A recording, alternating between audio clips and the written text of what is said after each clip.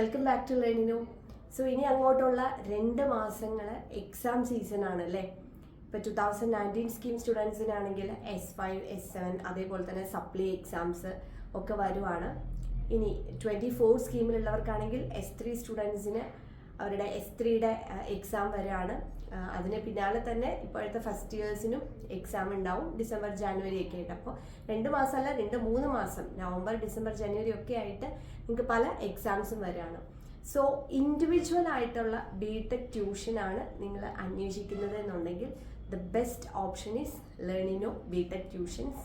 നിങ്ങൾക്കിവിടെ ഏത് സ്കീമിലാണെങ്കിലും, നിങ്ങൾ ഏത് ബ്രാഞ്ച് ആണെങ്കിലും, ഏത് സബ്ജക്റ്റ് ആണെങ്കിലും നമ്മൾ 1-to-1 ട്യൂഷൻസ് പ്രൊവൈഡ് ചെയ്യുന്നത് ഫ്ലെക്സിബിൾ ടൈമിങ്ങിലും കൂടെയാണ്. അത് നിങ്ങൾക്ക് അവൈലബിൾ ആയിട്ടുള്ള ടൈമിൽ നമ്മൾ അവൈലബിൾ ആയിട്ടുള്ള ഫാക്കൽറ്റീസിനെയാണ് അസൈൻ ചെയ്ത് തരുന്നത്.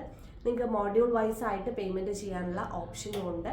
അപ്പോൾ നിങ്ങൾ എക്സാം അടുക്കാരാവുമ്പോൾ വന്ന് ജോയിൻ ചെയ്യാതെ, അങ്ങനെ പറയാനുള്ള കാരണം മുൻ വർഷങ്ങളിലൊക്കെ നമുക്ക് ഒരുപാട് പേര് BTech ട്യൂഷന് വന്ന് അവർ സപ്ലൈ ഉള്ളത് ക്ലിയർ ചെയ്യുകയും റെഗുലർ എക്സാം വരുന്നവരും നല്ല മാർക്കിൽ പോയിട്ടുണ്ട്. പക്ഷെ പല കുട്ടികൾക്കും എന്താ പറ്റുകയെന്ന് വെച്ച് കഴിഞ്ഞാൽ എക്സാമിൻ്റെ ഒരു 1 വീക്കൊക്കെ മുന്നായിരിക്കും വരിക, എന്നിട്ട് പെട്ടെന്ന് പഠിച്ചു പോകേണ്ട ഒരവസ്ഥ വരും.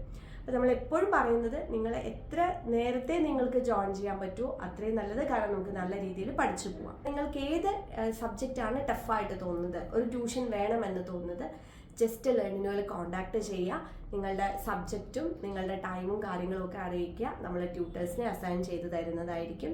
സോ ഇനി BTech എക്സാംസിന് സപ്ലിയെ കുറിച്ചുള്ള പേടി വേണ്ട. റെഗുലർ എക്സാമിന് നല്ല മാർക്ക് സ്കോർ ചെയ്യുക എന്നുള്ളത് മാത്രം വിചാരിക്കുക. നല്ല രീതിയിൽ പഠിക്കാൻ കംപ്ലീറ്റ് സപ്പോർട്ടുമായിട്ട് ലേണിനോ ഉണ്ട്.